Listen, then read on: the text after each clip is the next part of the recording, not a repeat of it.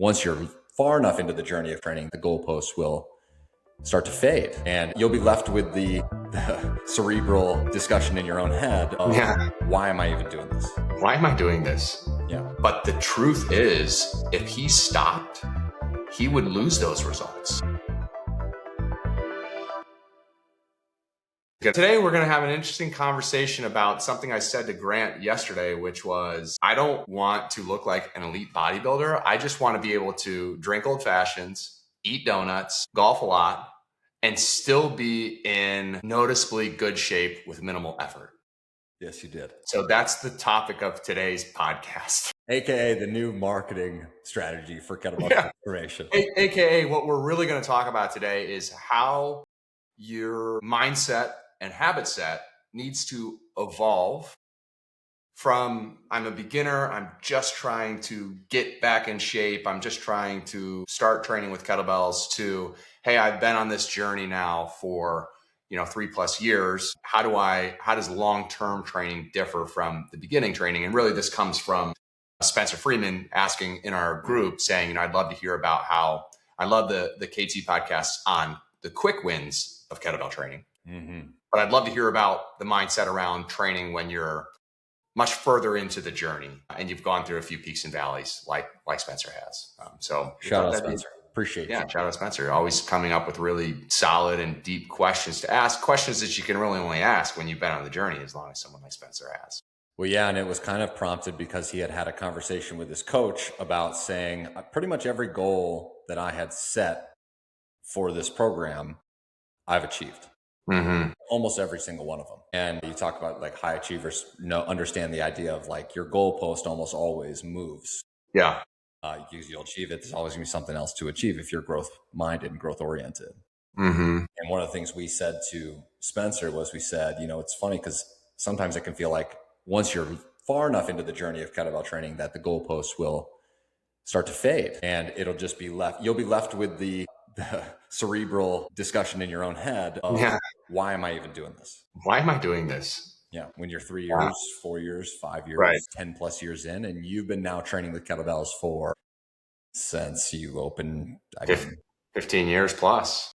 Right. 15+ years. Same for me. So yeah. And I actually covered this question. And one of the things that I remember saying now as I'm kind of like thinking back through the monologue that I had was this idea of like, Spencer has achieved such amazing results, right? In the 3 years, I think he's lost like 15% body fat. He's done 475 workouts in our system. He's built all the major skills. But Spencer's original why for joining KT was because, obviously he wanted to see a body transformation. He wanted to increase his energy, all the reasons, all kind of the surface level reasons that guys join KT or any program where they're trying to make those changes. But he also said that he wanted to make the most of his retirement. And he knew that if he didn't get fit now, that he was really going to struggle and he wasn't going to be able to do the things he wanted to do in retirement. And to tie this back to like what happens with your long-term mindset and how your training evolves, what I said in that podcast was, Spencer has achieved amazing results. But the truth is, if he stopped, he would lose those results.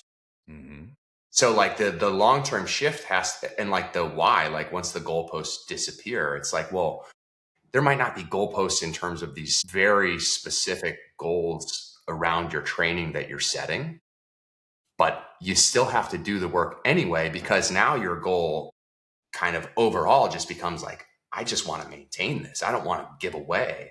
I don't want to give back what I've gained through this. And sometimes you can feel pretty far from that. Like guys will talk about like feeling like they're in a rut. I think that was something that Hunter said in our community when he was, he talked about being on a trip and feeling like he was in a rut, but now he's feeling good and ready to come back. And I think that I resonate with that because just like you, maybe probably more so for me, I feel like I get in ruts, and those ruts can last months where you're feeling just like, man, just like not motivated, not really excited to train. But it's like, yeah, but I'm still going to do it though. This doesn't mean I'm not going to do it. It just means I'm not excited about it. Yeah, right. The goals that you have for yourself is like what gets you going. Guys come to us that want to lose weight. I have a number I think I'd feel the best at, or The mere body comp, I think I feel the best at. And typically then there's also just the thought process of like, there's how I live my life every single day. And like, I'm living my life in this body and I feel terrible. Like I feel like shit. And I can see a version of my life where if I wasn't 50 pounds heavier than I am right now, I'd feel a lot better. Right. I was just meeting with our sales team and watching a call that we had with someone who was interested in KT. And he literally said, right now, like one of the main things I think about is I want to be able to take my daughter on dates. I get home and I just feel so unmotivated to do stuff like that because of my weight and my health. And I just don't feel good.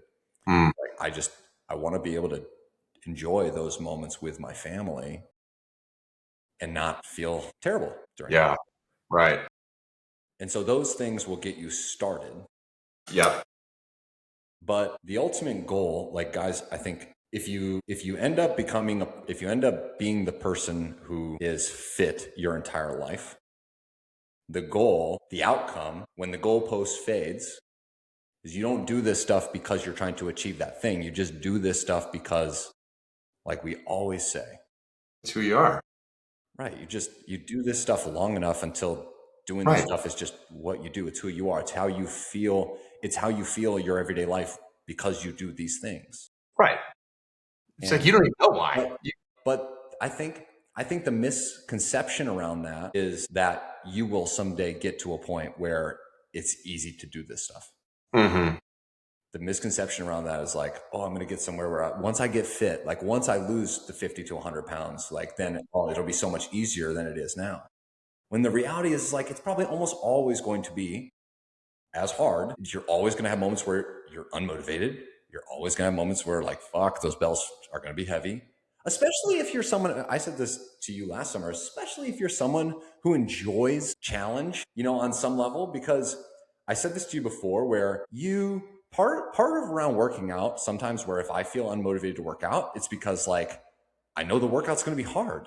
Like I know because I use heavy bells, like that's what I do. But if all I had to do right now for the rest of my life was use a 32 kg bell for swings and get-ups, I would never feel unmotivated because it would never be hard.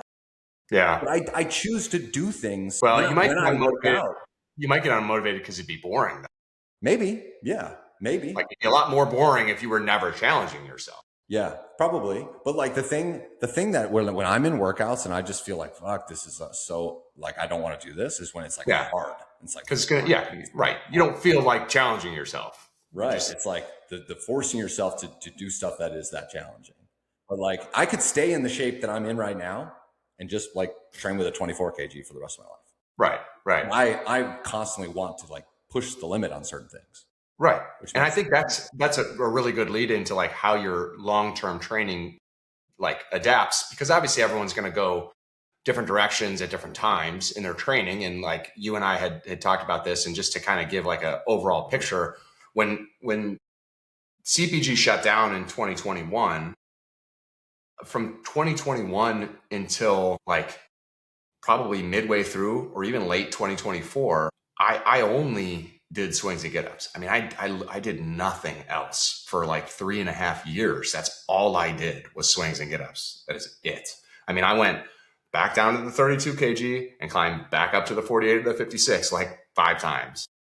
Yeah. And it wasn't super motivating. And sometimes I felt, motivated to go out and do the workouts. A lot of times I didn't, but it was kind of one of those things where it's just like, I'm just biding my time until I feel motivated again to do something that is, like you alluded to, kind of challenging me in a way. And then the first thing was snatching. And it was finally just like, okay, I'm going to focus on one single thing, which is I'm going to snatch. And like we do 16-week blocks in our strength phases in KT. And I think a lot of times guys who come into it, are like, I'm going to do the same workouts for 16 weeks. And I'm like, dude, I did the same workouts for fucking 20 months. So, and before that, I did the same swing and get up workouts for 3.5 years. So like, you just need to have a much bigger picture if you are willing to wrap your head around the fact that you have to do this for the rest of your life, which means, dude, I still have a solid 35 years at least, hopefully, assuming nothing tragic happens, of training with bells, which means I got a lot of time that I need to do workouts. And so it was, it was snatching. And then now it's been 6-7 months straight of pressing, and that's it. It's like, so you probably get more singular with your focus. Well, and there's if you're listening to this, there's kind of like two sides to this coin. The first side, the first side is the why. It is the mindset needed to do this for 40 years, and all the reasons why are like the place that you have to get to personally to where you're not going to question it. Right. You're going to get demotivated. You're not going to be motivated. You're not going to want to do it. You're going to have days where it feels hard. That's not questioning it. That's just like part of it. That's just being like, I just know that that's going to be there. You got to get to the point where despite all of that resistance that's going to be there, trust me, for the rest of your life, it just is what it is. You're going to do it anyways. So there's that. And then there's the other side of the coin, which is the actual strategy. What do you do? What do you actually do? Before you go there, though, I think it's really interesting with Spencer, because his original goal, right, was I want to be able to get the most out of my retirement. And he set that goal as, a 54-year-old when he joined KT. So now you've got, let's say, someone at 35 who's just super overweight. He can't take his daughter on dates, or he just feels like, he's headed down the wrong path. But I think ultimately that guy still, while he wants to fix his body composition and his health now, he also still has this idea of like, at least this was me at 24 when I first got into nutrition and exercise, which is like, I don't want to get old and not be able to be fit. And because I think the reality is like, you don't need to look for, like Spencer or anyone, you don't need to look for a different why. You don't even need to necessarily have a why. You're just like, this is just, there's no other way. Like there's no other option. I know that I want to be fit. That's good enough, man. That means you got to do something. And if you've been doing kettlebells for a long time, like I promise you will never run out of different things and programs that you could do with kettlebells. So, right. But it's that so like Spencer's saying, I want to make sure I'm good for my retirement. Like the thought process on that could be like, oh, you're thinking long-term, or it could be like his thought process was, I know I need to lose 50 pounds. And if I lose 50 pounds, once I get there, then I'm going to be good for my retirement. Yes. Right. It's like, well, make sure that like if the why has to be the thought process of like, okay, if you want to be 80 years old and go on a vacation to Italy and walk around Italy at 80 years old and walk all day and not feel like a total beat up. Yes. Whatever you want to call it. Well, guess what? Those 30 years from 54 to 80, you had to do something every week. Yeah. You got to train. Right. Every week. And I think that a lot of times that's not the sexy thing to think about. No, it's not. Definitely not the marketing, right? The way you should lead in marketing to get guys to move towards you, because it wouldn't be the promise I'd want to make to Spencer. You got to get so dead set ingrained on your habits that you start to question why you're even doing it, because you've been doing it for so long. That's the goal for you. It doesn't sound that great, but it's the fucking truth though. And it's, you have to get past we call it the honeymoon phase, right? And it's like a lot of guys, I think sometimes the honeymoon phase lasts 8 weeks. Sometimes it can last 2+ years, like while you're building up all the skills, and you probably have some ups and downs within that, but like you still get excited about new programs, new movements that you're learning. Maybe you had a long time worth of body composition gains to go make. Whatever it is, eventually you get to a point where you just need to release the need to have an underlying why. Like if somebody asked me, why do you train? I'd be like, I don't know. I got kettlebell here, and it's what I've been, and it's just what I've done. It's like, it's just how we do things here. Remember that? And it's just how we do things. Like when my kids are like, why do you work out with kettlebells? You know what I say to them? Because they ask that all the time. I'll say, because I want to be strong. Yeah. Like that's the truth. It's like, that's it. But that has a lot of layers to it. Right? I can't say to them like, well, I don't want to get into my 50s and 60s and feel like my joints are breaking down on me, and I like don't have the energy to walk 36 holes on a weekend day, and there's this thing called diabetes, and then there's like no, I'm just like, because daddy wants to be strong, because we're strong in this family. Yeah. And it can be as simple as that, even if it has layers. And sometimes the layers will be different depending on where you're at and what's going on with work. And it'd be interesting to talk to Spencer and say, Spencer, take me back to the moment that you wrote that comment. What was happening with you at that time? Was work stressful? Were you going through a case that was challenging? Because I think we get stuck in these little micro moments of life where we question things, Yeah. which is fair. I dig it, man. I think that's the overarching right there. What you just said is, I want to be fit. Why do you do this? I don't know. I want to be fit. Like I think I said this on the pod when it was myself. It's like, why do you brush your teeth? It's like, well, because I don't want my teeth to fall out. I don't want them to be yellow. Yeah. That's why. And I don't want my breath to smell. That's why. Like, it's an obvious reason. It's like, why do you train consistently and eat healthy? Well, I don't want to be fat. I don't want to get sick through lifestyle choices that I made when I'm older. That's why. Why do I choose kettlebells? Well, there's reasons for that too. Like, they're fun. They feel athletic and dynamic. They don't hurt my body. They work. I have this part of my life that I want to be a certain way, and this thing delivers that. Yeah. Right. It's like, why do you use a toothbrush? Well, it works. It's right. A good tool for the job. Right. Like, I could go look for a different toothbrush, but like, I already have one that works. So like, I'll just use that. Once I find something that works, I'm incredibly simple. I will just do that thing over and over. Agreed. And I think that's, this is maybe going down a slightly different path, but sometimes we have, and like, it's not wrong to want to do different things. Like, sometimes we'll have a client who crushes it with us for the first 4 months, and they choose not to continue into the program after that. And they reference like, oh yeah, well, I want to go do something different. I want to go like run or marathon train or whatever it is. Whatever. And like, you do you, like, that's awesome. Right. Like I wouldn't make the choice, but like it seems like it's important to you. And I don't know, how do you argue with it? Like, that's a big deal. Right. But for me and for you and for a lot of our guys who have been with us for a long time, who are super successful, they just like, I have something that works. Like, this works. Yeah. So I'm going to keep doing this. Like, yeah. And that's where like you look at it and you're like, are you working out to be entertained, or are you working out because the end outcome of being fit, being strong, keeping things super simple, not having to really think about it or make a big deal out of it, is like that's actually what you want out of your fitness? Because that's me. It's like, that's why when people are like, oh, you're a trainer, or like, oh, it must be so easy for you, I'm just like, dude, you don't understand like how simple my shit is. Like, I've done 4 exercises in the last 10 years. It's like, it could not be simpler. Like, I don't think about it at all.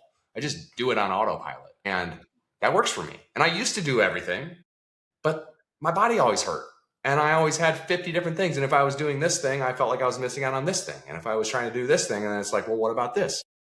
I don't have any of that anymore. Right. None of that chatter is ever there for me. And like that's a really nice place to be. And I don't feel the need that I would ever need to like find something else. That's why when people are like, what about maces? And what about this? I'm like, I guess if you want to do that stuff, if you haven't been through the experiences that I've been, to have already tried all those things and realized that none of that stuff was all that great, at least for me, then okay, I get it. Go try that stuff. It's great. It's great. Just don't get fooled into thinking that is like going to give you something magical. Because at the end of the day, like, you just need to have something that you're willing to do over and over again. Right. Correct. Yeah. If you leave something that is working, but you're like, boy, I don't know. I just don't feel motivated all the time to do it. And you think that something over there, something different, I might feel different about doing those things. That's potentially a mirage, because you'll go have your honeymoon phase in that thing. Right. And then eventually you'll eventually reach the same point, which every road leads to the same outcome, which is if your goal is to be fit, if your goal is to have a good, strong, functioning, healthy body, and you want to have that for your life until the week that you die, well, then guess what? You got to do the thing that you feel unmotivated to do. That's it. No matter what. Yeah. There are, like, if you want to go to running, it's like, I don't know if running's the right thing for 60, 70, 80-year-olds, but that's a whole different podcast. Now, okay, so we talked about kind of the why. Let's talk about actual long-term kettlebell training. Right. So there's the thought process here is that Spencer's like, so what does it actually look like for someone who's been training with kettlebells for 5 years, for 10 years, for 15 years? Because he said, I would love to hear a podcast on long-time kettlebell training. Love the podcast about how quickly effective KT is. And love to hear someone talk about training several years in. So I think it's at least, it makes sense to maybe lay out what the roadmap is that Spencer's been on that's got him to this point. Sure. Knowing that I think Spencer might be he's in Legend now. So he's gone through all of KT, all of Mastery, all of Ninja, over 3 years or almost 3 years probably. Yeah, and so for those listening, there are core kettlebell exercises, and the way that our program works is that we really break those down into where you're only focusing on one or two of them at a time. It's not the only exercises you do. There's a couple supplementary things you do along with it, but you'll focus on one or two exercises. So for us, the first 16 weeks, two of the core movements is the two-hand swing and the Turkish get-up. In those first 16 weeks, we're going to actually progress systematically where you go from, using certain bells, and you're going to go up 2, 3, 4 bell sizes in that 16 weeks so that you have a foundation of strength. Because one of the things that we believe in is like, number one is you should feel very confident in what you're doing. So you shouldn't just do a bunch of random stuff and not know if you're like doing the technique right, or like, you should just simplify what you're doing, make sure your technique is right. And then you should actually progress in it so that you can use bells and weights that challenge your body so that it can create adaptations. So that you can actually get strong, challenge your body, build some muscle, which is what most people want. They want to change body composition. Right. So that's the first goal, right? A wider base of strength and movement qualities so that you can access heavier weights with full body movements, which the swing and the get up are going to give you a perfect kind of balance of power and explosiveness with the swing, and then joint control, movement, full body movement, quality, mobility, strength with the get up, right? And you access heavier bells, and every workout you do from there on out is going to be more effective because you're able to use heavier weights and handle heavier weights. Right. You will feel very fit, very strong, very capable. You'll feel like a badass. Right. And I think the other important point there too is like at the start, when someone's just getting going, the important thing is that you create a habit right. So it's like, you don't want to have to do a bunch of different things. It's like, okay, all I have to do for the next 4 months is like, just do these 2 movements. And instead of spreading yourself thin with a bunch of different movements, which you think is going to give you the variety that you need to keep you engaged, what's actually going to happen is instead of doing different movements, you're going to access heavier bells throughout the protocol. Yeah, that's going to be the thing that's going to keep you motivated. Is like, you're going to see that next bell. You're going to see the 70-pound kettlebell we sent you when you first started that you were like, how will I ever lift that? And all of a sudden, 3.5 months later, you put that thing overhead and you're like, God, I feel unbelievable. That really gives you a great opportunity to like set this habit of, yes, okay, I show up, I work out, there's a big payoff. Yeah. Because if you're someone who right now who does not work out consistently, like if you can't look at the last 4 weeks of your life and see 16 workout sessions, you need to start removing the things that cause inconsistency when it comes to that habit. Totally. On our end is just like, let's do less so that you can do the things, a couple things that have a really high return on your time and energy invested in doing them. And then let's, over the next 4 weeks, let's be able to look back and say, I did 16 training sessions over those 4 weeks. Right. I am being consistent. Right. And you got to remove your emotions around I'm being bored or whatnot. Like you just got to get rid of that. Yeah, because consistency is all that matters. You're an adult. Like you're an adult. Like you're doing this to take care of your body. Like get over it. Yeah. You need to work out. You want to be fit. You want to be strong. You want these things that you say are important to you. You got to work out. Yeah. But let's remove the stuff that right now causes you to not work out. Right. And that could be the friction around working out, which is like, there's too many hoops I have to jump through. I have to be able to drive to a gym. I have to be able to use multiple different pieces of equipment. Maybe it's the thought process of like, what am I actually supposed to do? And how do I fit these different exercises together? It could be any of those things. But for us, it's like, if you want to remove the things that are getting in your way, it's like, okay, well, just use one tool and just do 2 movements and just keep every workout basically the same. Because then you're removing everything else. It's like, did you freaking show up today and do it or not? Yeah. Because like you said, you just want to look back 4 weeks from now and see 16 workouts. Yeah. And like the thought process is like, when you do that, you'll very quickly get over the boredom aspect because you'll replace it with what you said, which is, oh shit, this is what it actually feels like to progress, to get better, to get stronger. That's what that feels like. And then you'll be like, all right, I like that because that feels good in many different ways. And it's simple to understand how it's happening too.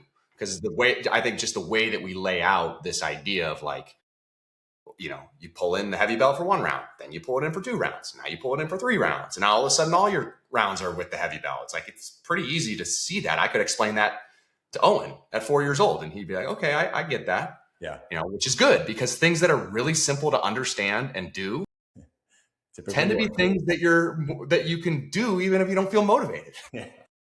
So that's how you get started. And then from the next piece of the puzzle for us is, well, you got to learn. You can just do those 2 exercises for the rest of your life if you wanted to. But there's a hierarchy of new exercises and skills that you learn. And so we take guys through, after they finish a 16-week block, they'll do a 6-week block. And the goal of that 6-week block is to learn the next skill in the progression. Learn the next exercise that you just took the last 4 months that built this foundation that has now given you the ability to be like, all right, now it makes sense for me to learn the next skill.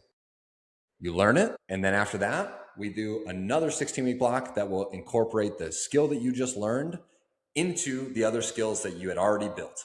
And so you just start to stack, you'll compound this toolbox of sorts over time. And Spencer is now 4 years in, where he's built maybe 3, but yes. 3.5. Yeah. He's built the toolbox. He basically has built his toolbox, where he's probably working on some of the more advanced stuff right now in the end. Sure. I think he's already all the way through ninja. So he's done double bell snatches, jerks, he's right. He's got at least 10 distinct, really awesome kettlebell skills that he's not just learned them like in a weekend, like he's learned them and then had a full 4-month program to progress them and get really skilled with them and level up his ability to handle heavier load and do more reps. And that's obviously got him to a position where he's questioning life. Well, and along the way has achieved all, like most of the body comp goals that he had and all that fun stuff. So, okay, I'm at this point now. I'm 3.5 years in. I've learned all these skills. It doesn't look like there's too many other, unless you go down the route of juggling kettlebells or who knows, some crazy stuff like that, which there's always crazy movements you can make up.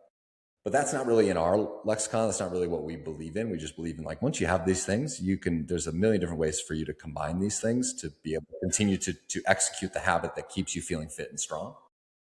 So all these things, you've achieved a lot of the body comp results that you wanted to achieve. And Spencer has gotten to a point where, like you said, he is questioning, okay, so what's the whole point? / okay, if I'm going to do this for the next 20 plus years, what does it actually look like in reality, in action? And to me, there's the two things that you mentioned is like the two options that guys have. Which is? So to me is, once you understand the movements, you understand the skills, you eventually get to a point where you have an understanding, or at least an overarching understanding of the philosophy that at least we believe in for how you can, like the 2, 3, 4, 5 different ways that you can progress each skill. Yeah. And then your training can go in seasons, where you mentioning when we started KT till 2024, 2 years, all you did was swings and get-ups. Yeah. To me, that's a season. It's a season of, like, this is just what I do. It's amazing. Every workout I understand, like, I can pick from, in my mind, the 5 different ways that I could, quote unquote, structure this workout or structure a progression of a week or 4 weeks or 16 weeks. And I just do that. And maybe there's a progression that you're following, and maybe there isn't. Like, I think that's the key right there. It's like, you just need to know if you're not on a set progression, which, like, for me, I've typically been someone who has not been on set progressions. In fact, me being on I guess I did simple and sinister for, 10 months, just like you did, which technically is a set progression. That was like a set progression to go from bell. That's number 2 is have a progression. Things.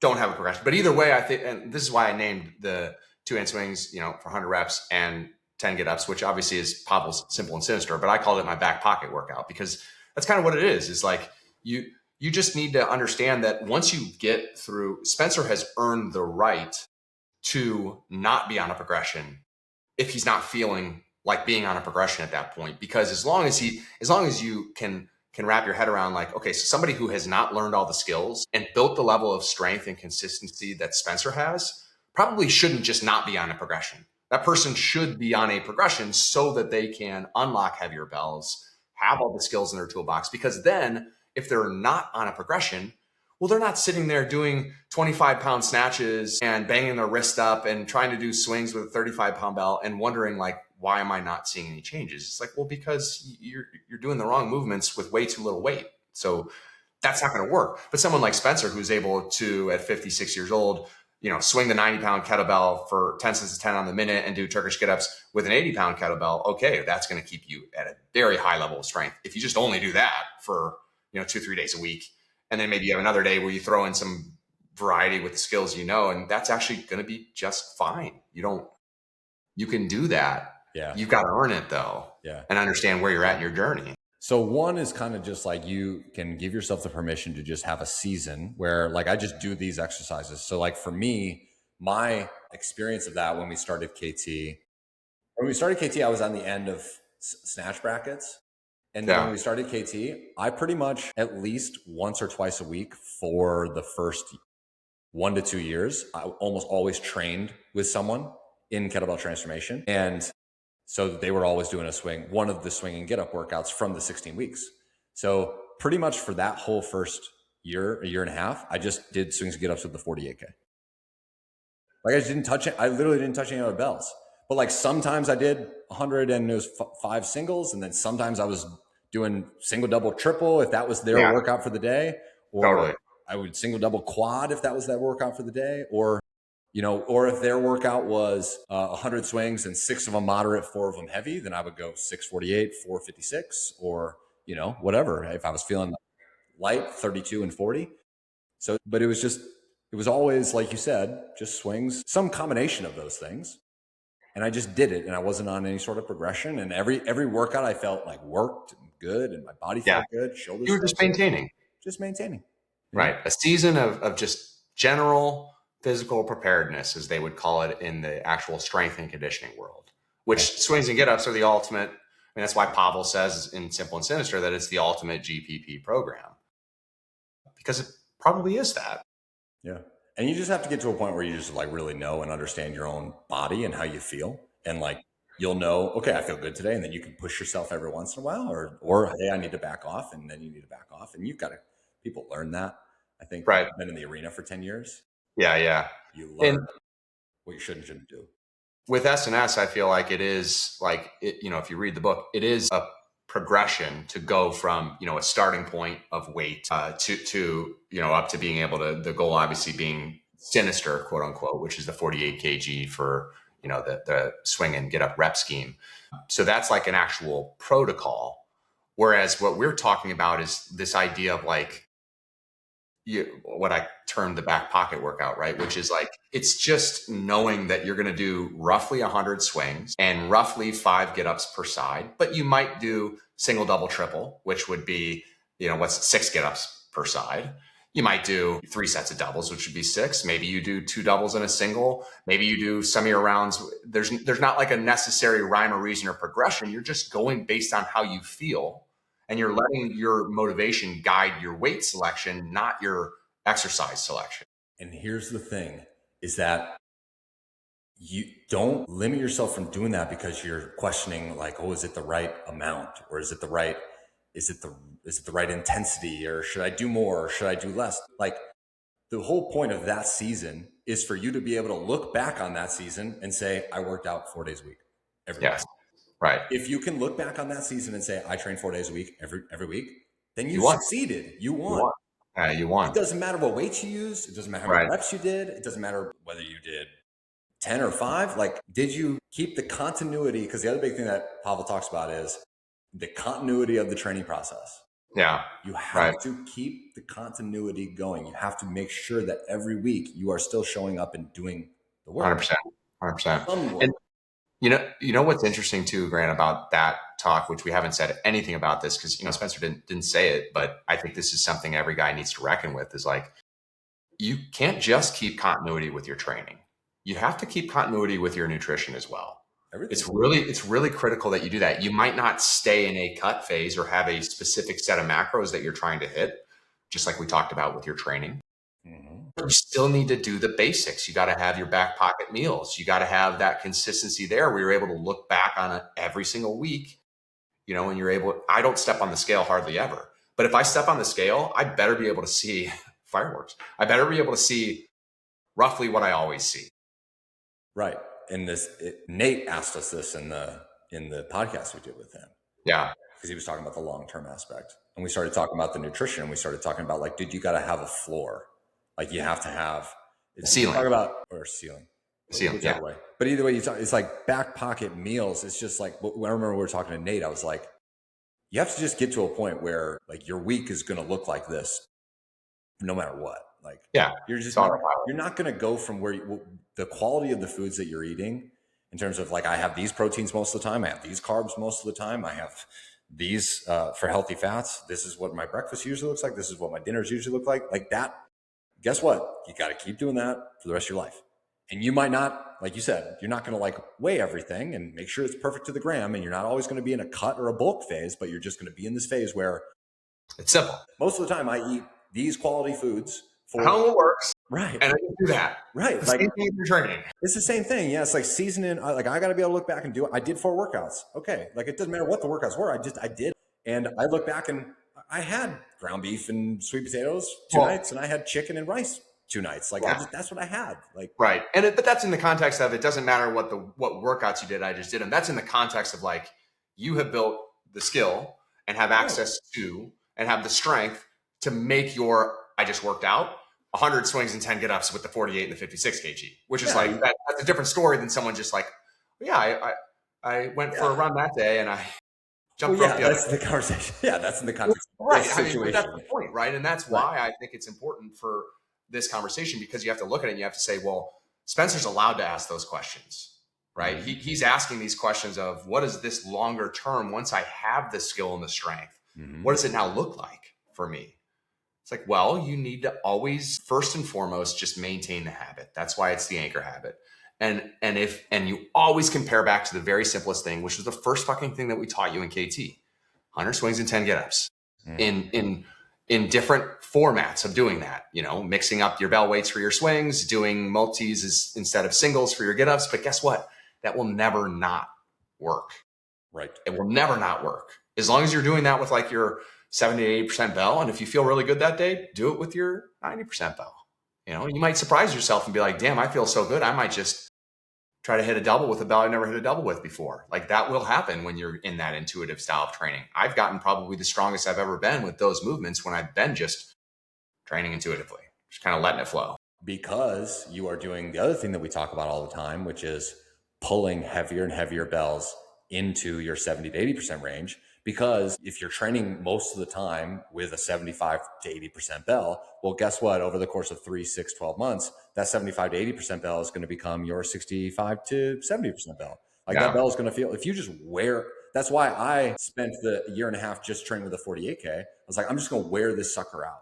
Yeah. And then all of a sudden you're doing quads with the 56K, you fucking savage. And I barely touched the 56 for 2 years. Like that was the whole point. That's the whole point of that philosophy for our guys, is like when you get to this point where you are, like you said, when you're training with a bell that you can own, that still challenges you at the same time. Well, guess what? Like if you're doing that, you're going to get stronger regardless. You're going to continue to progress whether you like it or not.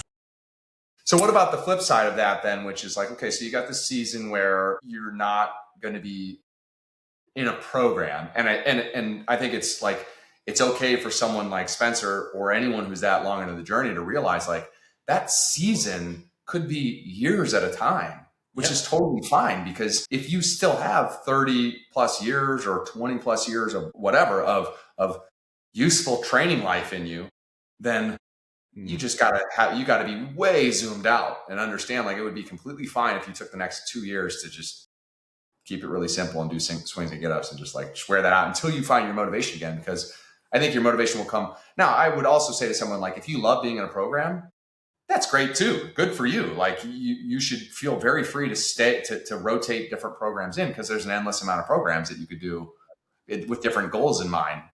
Always, I think you should pick one goal, which I think is the next topic, which is, okay, so what are the types of, once I've learned all the skills and I have this very high level of strength and endurance, what type of programming then, and how would it differ than what we're doing? Yeah. Right. So the second thing is the idea of choosing specific skills and then being able to go on a very, very long progression with it. Like more than just 4 months, more than just 16 weeks.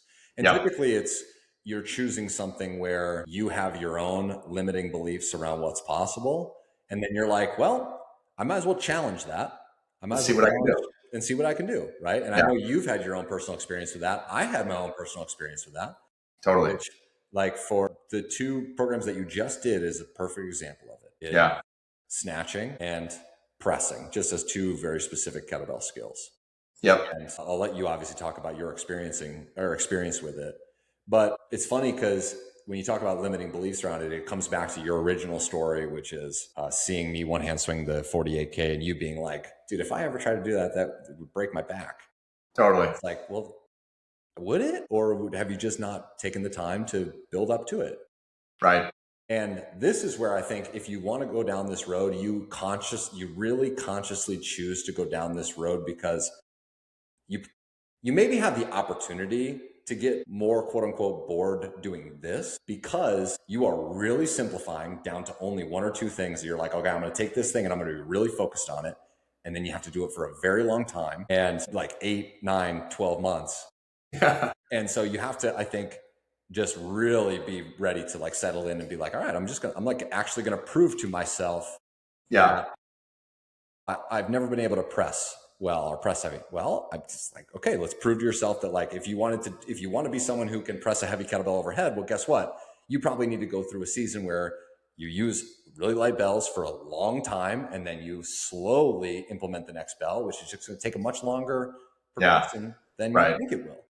Yeah, that's a good point. You do have to, I think, I've had to reset and go back down to a weight that felt kind of obnoxiously light in order to set myself up in a position where I could stay in it long enough to build up high enough.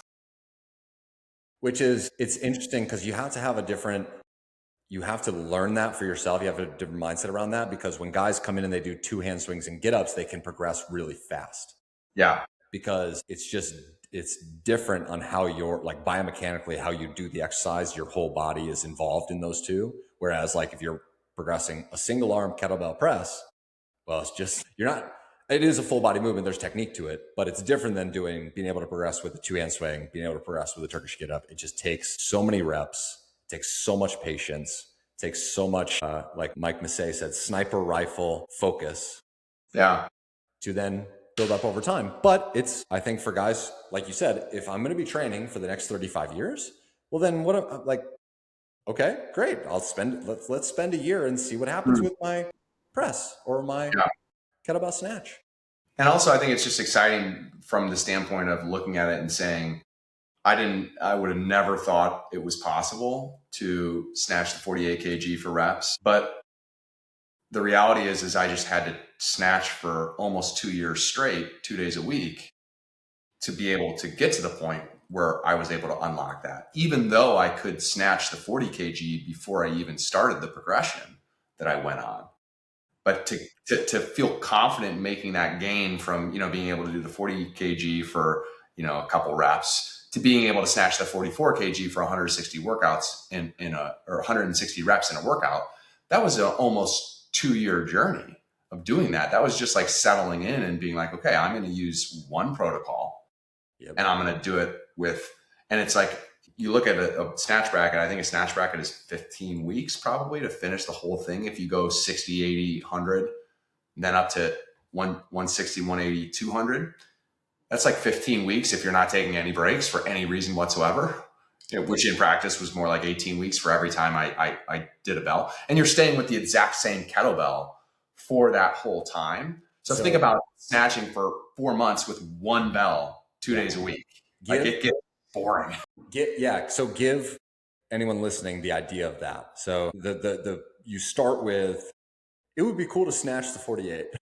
Yeah. That's kind of the thing. It's like, okay, well, all right, what do I want to do? Well, it'd be cool to be able to do that. And I'm sure if I could snatch the 48 kg, I'd probably feel pretty cool. Like my body would have maybe a little more muscle on it. I'm convinced when you did those 2 years, like you got your core had more muscle in it. I got chunkier for sure. not chunkier, you got more muscly. Like your body had to put a little muscle on to be able to snatch a 44 kg for reps. Yeah. But you might be right, because my dad did tell me when we went golfing, he was referencing how he's like, and you were smaller then. And I'm like, oh, okay, well, I guess you probably know me best. Anyway. Yeah, you know what? It's funny that you bring up, how did that goal come about? Because I actually think, if I can think back to like why I did that program, for some reason it pops into my mind that I've watched an Instagram video of Doc, Doc Fitness, AJ. Yeah. And he snatched the 48 kg for like 5 reps on each side. And I'm like, he made that look so easy. And like, I knew that my get up was stronger than his, or as strong as his. So I'm like, I should be able to do that. And so I'm like, well, I guess, and I tried the brackets a couple times, and I think I'd done the 32 kg bracket maybe twice before. I was just like, you know what? I'm just gonna give this a go. And you just get into it, and eventually you get to the 32, and you're getting towards the end of the 32, and it's like, well, am I going to go for the 36? It's like, well, I better buy one, because I didn't have one for the longest time. Those listening, tell them what the brackets are. What are brackets? Right. So here's how I structured it. I structured it as 2 days a week of snatching, 2 days a week of doing swings and get-ups. And so on my 2 days a week of snatching, I was doing a protocol called brackets, which I believe you got from Tim Almond. Am I right about that? From Australia, SFG from Australia. And so the way you do it is each bracket has 3 total rep volumes within it. So the first bracket, for instance, is like 80 reps on snatch day 1, 100 reps on snatch day 2, 120 reps on snatch day 3. That constitutes a single bracket. And then you go through that bracket at least twice before you go to the next bracket. So in week 1, I would do 80, 100. Week 2, I would do 120, and then back to 80 for workout 4. And then week 3 would be 100, 120. So now I've gone through 80, 100, 120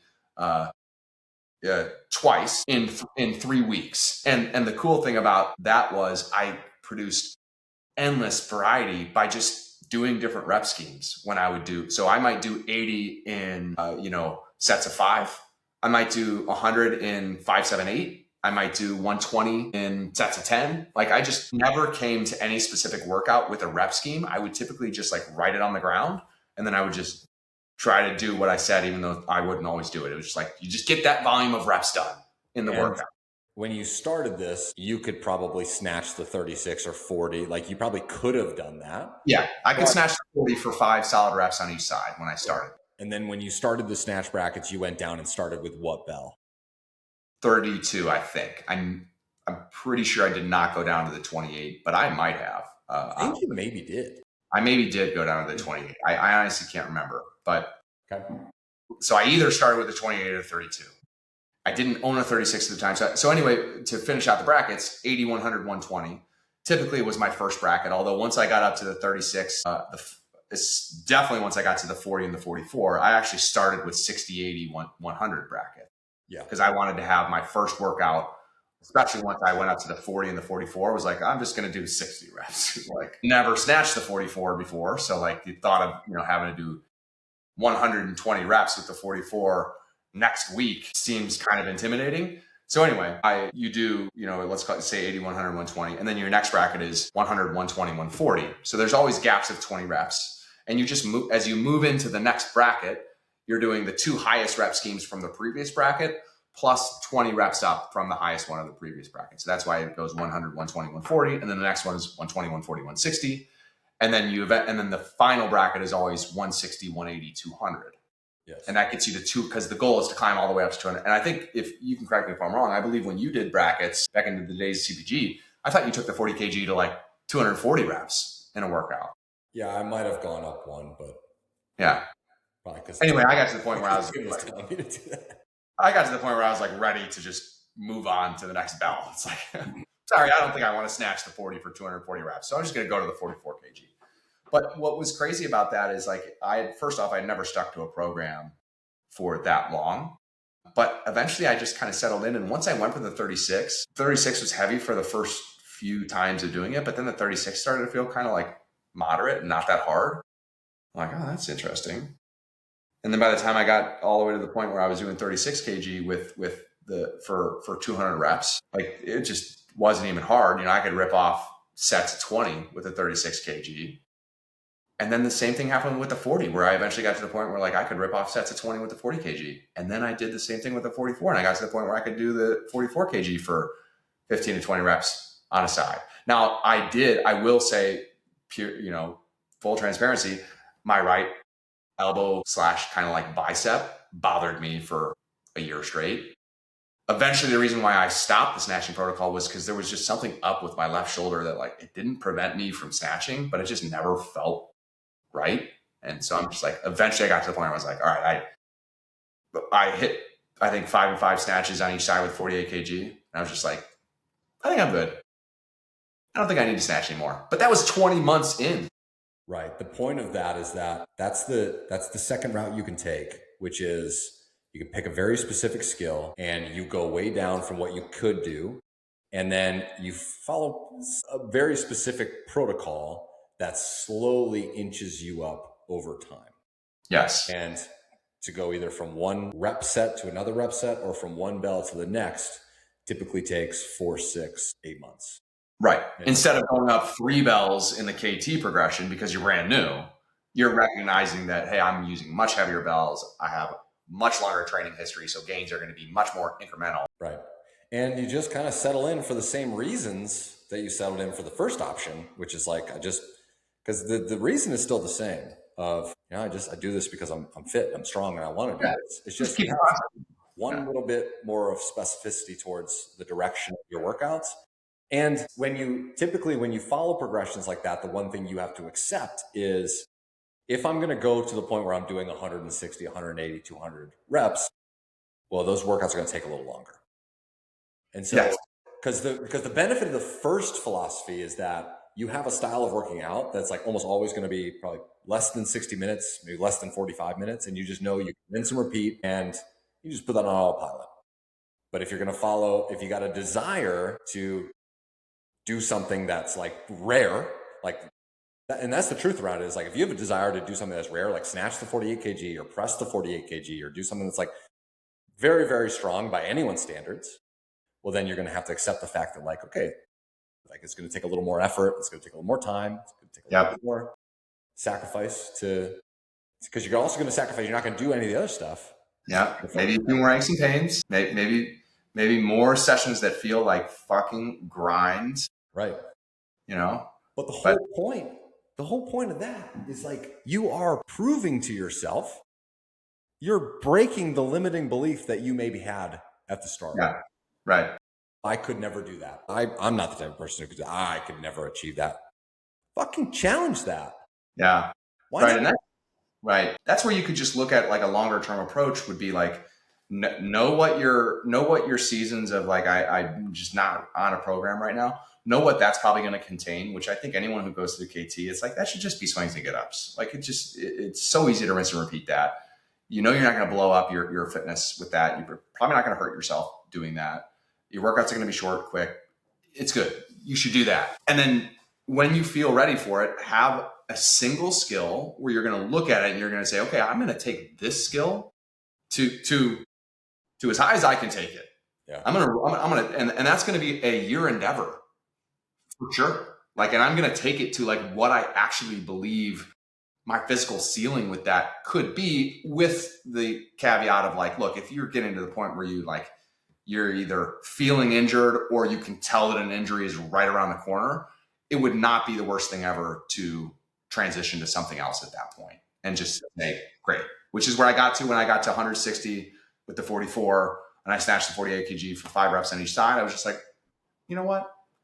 I feel good. I don't feel like I'd be quitting on this progression if I stop now. And I actually just got there with my rite of passage pressing program as well, interestingly. But I'm now switching it up because I still want to be able to go up, and I kind of want to press the 48 kg, but I know I'm a long way from that. But as you know, just last week, or maybe it was this week actually, I pressed the 40 kg for the first time on my right. But I'm at the point now with that program where I'm like, I'm kind of like plateaued at 3 rounds through of 1, 2, 3, 4, 5 with the 32 kg. And I'm like, the 5s feel like such a grind. Like my technique falls apart. I'm like, okay, I need to probably switch it up from here. So I'm now transitioning to a different program, but still pressing because I still want to take the press out. Right. If the goal is to find out what you're made of, you're either going to find out what you're made of and you have to decide, okay, this is it for me, or you have to go and rewire the, you got to go restructure the path. Right. Like I've got more, but the way that I'm currently doing it is I'm going to run into an issue. And so then you reset, and either you were too aggressive with the progression, or your progression needs to be slightly different, or whatever. Right. Right. Well, and with the snatches, like that was almost 20 months straight of snatching. With the pressing program, I don't know how long I've been doing it, but it started, I think, at the start of this year. So it's only been about 6 to 7 months of pressing. So it's just a lot less time focused on the press. So I'm like, I still feel motivated to continue to climb up on my pressing, which to me, that's actually kind of a new phenomena in my training journey of like still feeling motivated to continue going on a single skill after progressing it. But it's just like I've been pressing 3 days a week for 6 months now, and like, used the 24 kg for whatever, 2 months, 28 kg, whatever, for 2 to 3 straight months, 32 kg for 2 to 3 straight months. It's like, that's it. So that's just kind of the long-term mindset is like, okay, I'm going to do the same fucking thing with the same fucking weight for a lot longer than I previously did things. But that's because I'm chipping away. Yeah. Find your skill. Now, we've talked about my skills that I'm working on. Are you working on any skills, or what are you doing? Well, for me personally, I ran into a overtraining injury at the beginning of this year where I was dealing with where I was just an idiot, and like my body, when my neck was sore, my neck was stiff, and I felt it, and I was from looking at my computer too much and sitting too much, like most of us run into. And then I was like, I trained hard anyways, and I woke up the next morning and my right shoulder hurt, and I had this issue with my neck. And so I had to learn the lesson that a lot of people have to learn, which is like, if you feel like an injury is around the corner, like either you're going to continue to train, you're going to realize what that injury is, or you're going to back off and do something different. I've learned that lesson 3 or 4 times in my life. Same. I think that I've learned it now for the last time. Do you? Hopefully you're right. So since I got back, I'm in just the first option. I've been doing nothing but swings and get-ups. Great. That's all I've been doing. It's also important for you to I think, probably share that you've gone through that injury, hit the wall a couple times like that. That also to me is probably because Spencer actually did say, would love to hear the ups and downs and challenges. And I think that's probably something that every single person needs to reckon with, which is just like, there's a pretty darn good chance that if you're going to be training consistently and you've achieved a level of strength that allows you to use heavy bells consistently, you're going to get hurt. And you're going to get hurt to a point where like you can't even train and you're in constant pain for, maybe weeks or even months at a time.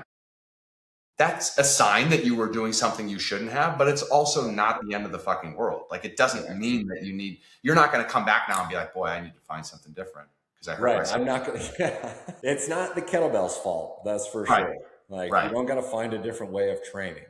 Well, right. And you also don't need to make this end of the world deal out of it. You just like, it fucking sucks when you're in it.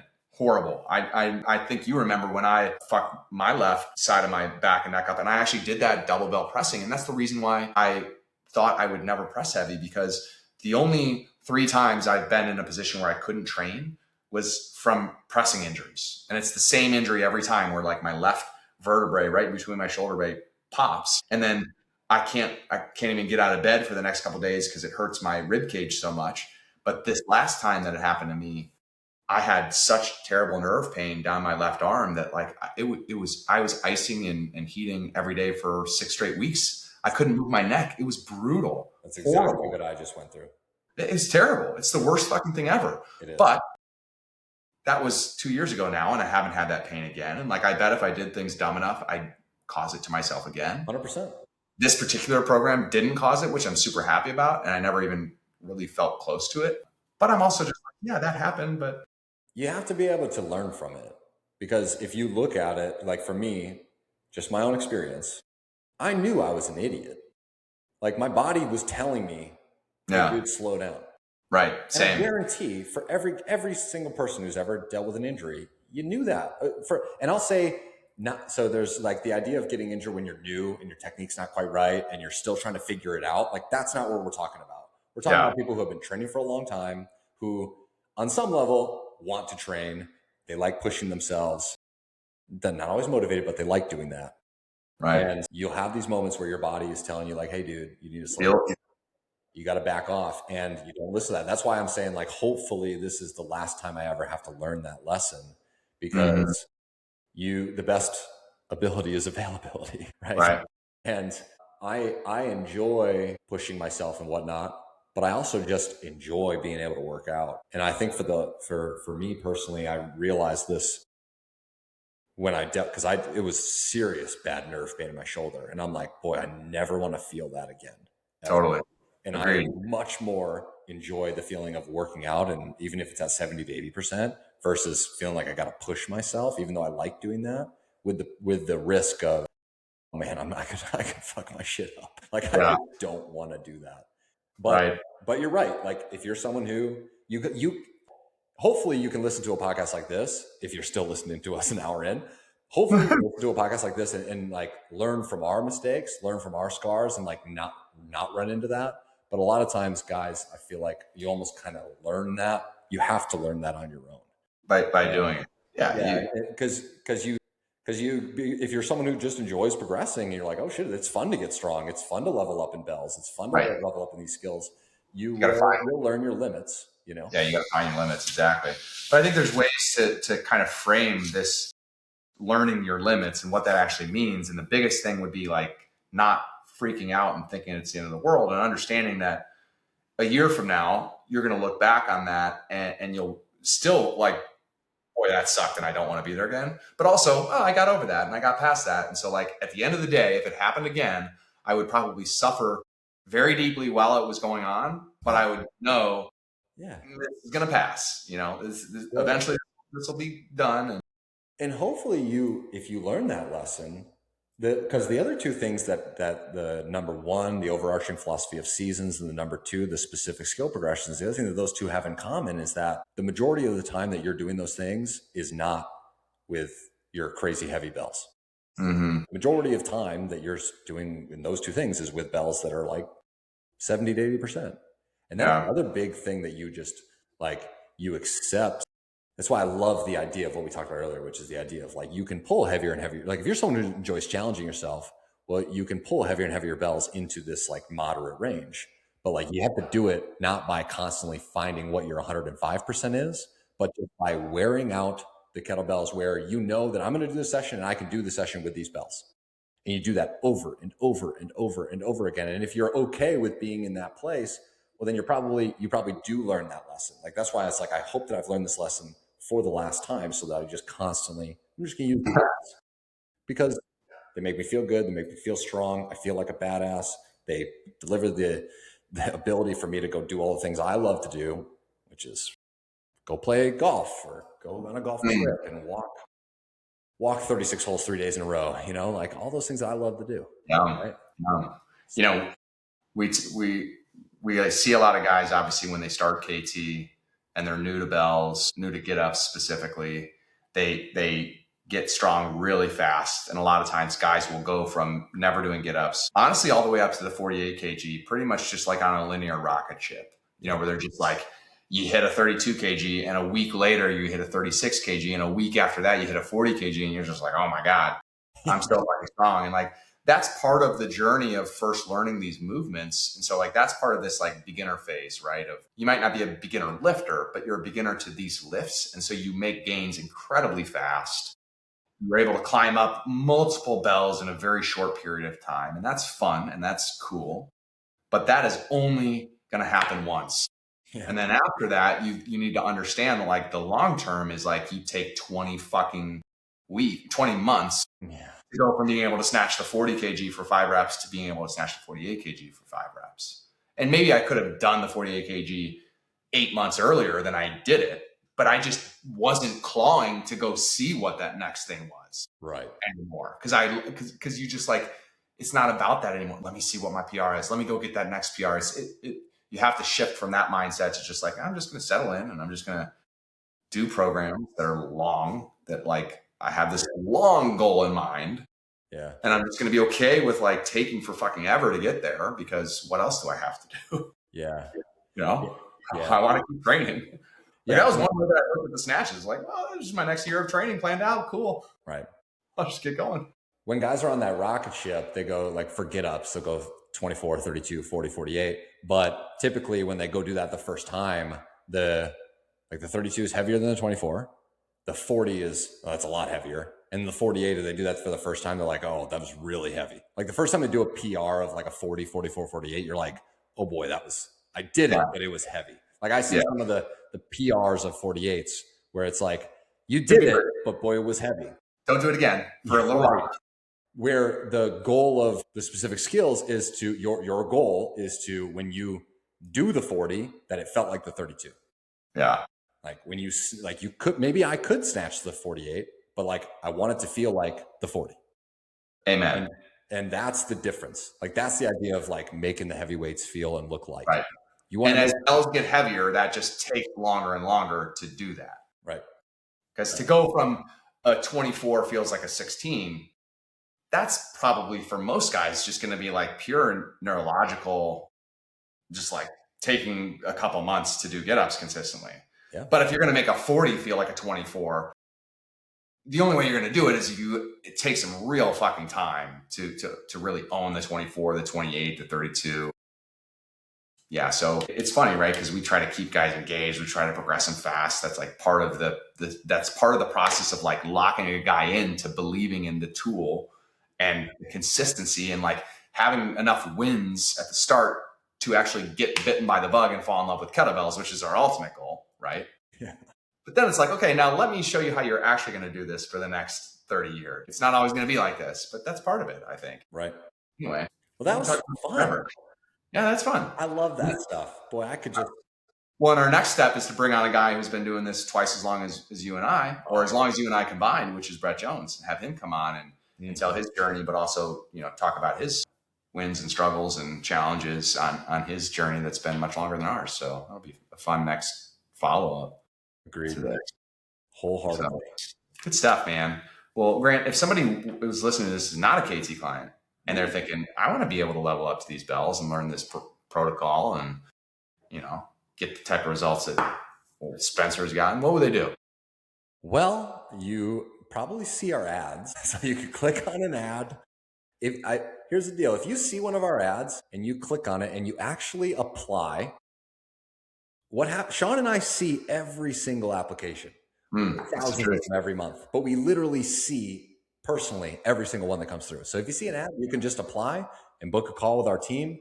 I can promise you that it is us on the other end, or go to our website, kettlebelltransformation.co, or send either one of us a message on Instagram, Kettlebell Sean, Kettlebell Grant. It is us on the other end. So just send us a message. We can chat about it.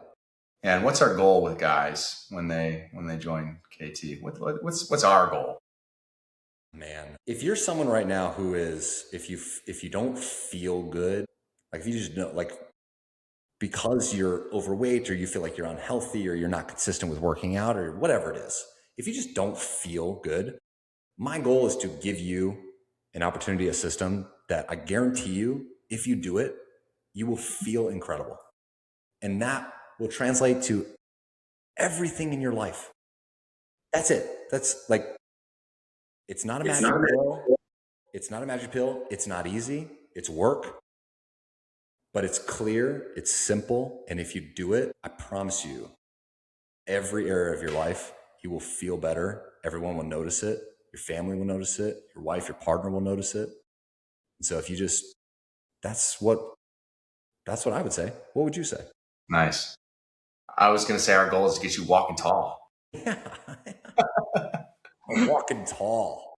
Tall. The truth, it's not even that. Honestly, I think our goal is what we set our original mission, which is like genuinely our goal is to help you get strong, fall in love with kettlebells, and build a body you feel proud of. Because kettlebells are a really simple tool to do that. And I think every guy deserves that. I think ultimately every guy wants, we talk about this all the time, and obviously every guy has his own kind of underlying reason why, but I feel like the ultimate why, at least as I've been able to wrap my head around it, is like it's just peace of mind. It's the absence of worrying about your health and fitness. Amen. That's like the goal, right? It's like, I just don't waste a single second of my time or energy worried that I'm not healthy, or that I'm not going to be around to walk my daughter down the aisle, or that I'm going to retire and not be able to move, or whatever.